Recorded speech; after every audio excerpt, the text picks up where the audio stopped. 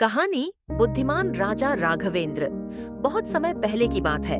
राजपुरा नामक एक विशाल और समृद्ध राज्य था जो सुनहरे रेगिस्तान और हरे भरे जंगलों के बीच बसा हुआ था।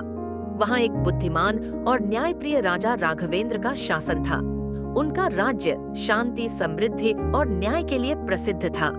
राजा राघवेंद्र को उनके लोग इसलिए प्यार करते थे क्योंकि वे हमेशा न्याय से काम लेते थे और उनका दिल अपने प्रजाजन के लिए बहुत बड़ा था। राजा राघवेंद्र का जन्म एक छोटे से गांव के एक किसान परिवार में हुआ था। वे राजसी परिवार से नहीं थे, लेकिन उनकी बुद्धिमत्ता और नेतृत्व क्षमता बहुत जल्दी पहचानी गई। जब वे छोटे थे तो उन्हें राज्य के सर्वोत्तम विद्वानों से शिक्षा प्राप्त करने के लिए भेजा गया। उन्होंने दर्शन शास्त्र से लेकर युद्ध कला तक सभी प्रकार के विषयों में गहरी शिक्षा प्राप्त की। बहुत जल्द उनकी विद्वता और समझदारी की ख्याति दूर दूर तक फैल गई। जब राज्य का पुराना राजा बिना उत्तराधिकारी के स्वर्ग से धार गया, तब राजपुरा की जनता ने राजा राघवेंद्र को अपना शासक चुन लिया। शासन की शुरुआत जब राघवेंद्र ने राजगद्दी संभाली तो उनके राज्य को कई चुनौतियों का सामना था। आसपास के राज्यों से हमले की धमकियां थीं और उनके मंत्रिमंडल में भी अक्सर विवाद होते रहते थे। लेकिन राजा राघवेंद्र ने अपने शासन की शुरुआत बहुत समझदारी से की। उन्होंने न तो बल का प्रयोग किया और न ही डर का। वे ज्ञान और कूटनीति से समस्याओं का समाधान करते थे। उन्होंने आसपास के राज्यों से शांति समझौतों पर हस्ताक्षर किए और पुराने दुश्मनों को मित्र बना लिया। वे अपने मंत्रियों के साथ नियमित रूप से परामर्श करते थे और सभी को अपनी राय रखने का पूरा अवसर देते थे। उनके खुले मन और न्यायप्रियता के कारण उनके सलाहकारों से लेकर आम जनता तक सभी ने उनकी इज्जत की। महाक्रांति का सूखा एक गर्मी के मौसम में राजपुरा में भयंकर सूखा पड़ गया, जिससे राज्य की फसलें पूरी तरह से बर्बाद हो गईं। लोग बहुत परेशान हो गए और डर का माहौल बन गया। किसान डर रहे थे कि उनकी मेहनत व्यर्थ जाएगी और व्यापारी चिंतित थे कि व्यापार ठप हो जाएगा। राजा राघवेंद्र ने राज्य के महल में एक सभा बुलाई। राजपुरा के लोगों, राजा ने सभा में खड़े होकर कहा, हम एक बड़ी चुनौती का सामना कर रहे हैं, लेकिन हमें निराश नहीं होना चाहिए। हम सब मिलकर इसका समाधान निकालेंगे। राजा ने अपने मंत्रियों से कहा कि वे एक ऐसी टीम का गठन करें जिसमें इंजीनियर, किसान और विद्वान शामिल हों, ताकि नए तरीकों से सिंचाई की योजना बनाई जा सके। राजा ने सिर्फ तात्कालिक राहत पर नहीं, बल्कि दीर्घकालिक समाधान पर ध्यान केंद्रित किया।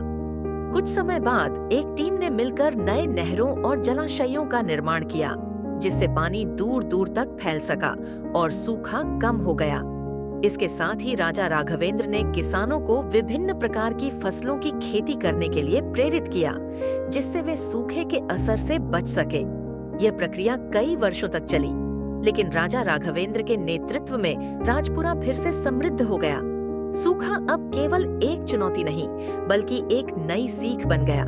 चरित्र की परीक्षा समय के साथ राजा राघवेंद्र की बुद्धिमत्ता और बढ़ी।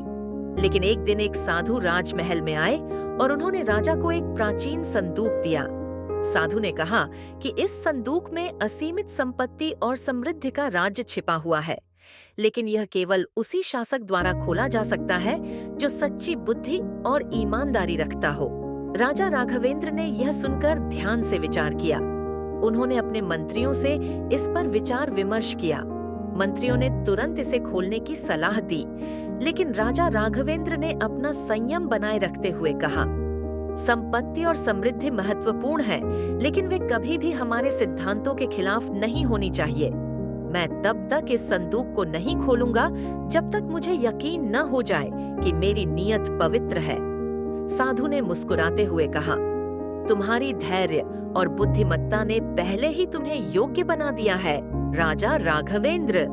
असली खजाना इस संदूक में नहीं, बल्कि तुम्हारे शासन करने के तरीके में है। तुम वह संपत्ति पहले ही प्राप्त कर चुके हो जिसे कई राजा अपने पूरे जीवन भर नहीं पा सके। यह सुनकर राजा राघवेंद्र ने आत्मविश्वास से भरा महसूस किया और समझ लिया कि एक राजा के पास सबसे बड़ी संपत्ति अपने लोगों का विश्वास और निष्ठा है।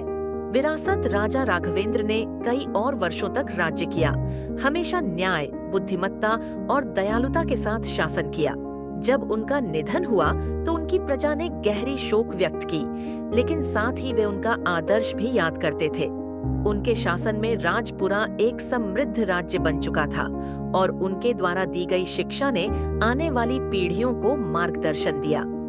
राजा राघवेंद्र की कहानी आज भी सुनाई जाती है, जो भविष्य के राजाओं और शासकों को यह सिखाती है कि एक अच्छा शासक वही है जो अपने प्रजाजन से प्रेम करता है, न्याय करता है और सच्चाई से कभी समझौता नहीं करता। क्या आपको यह कहानी पसंद आई? अगर आप कुछ बदलवाना चाहते हैं या विस्तार से कोई हिस्सा जोड़ना चाहते हैं तो बताइए।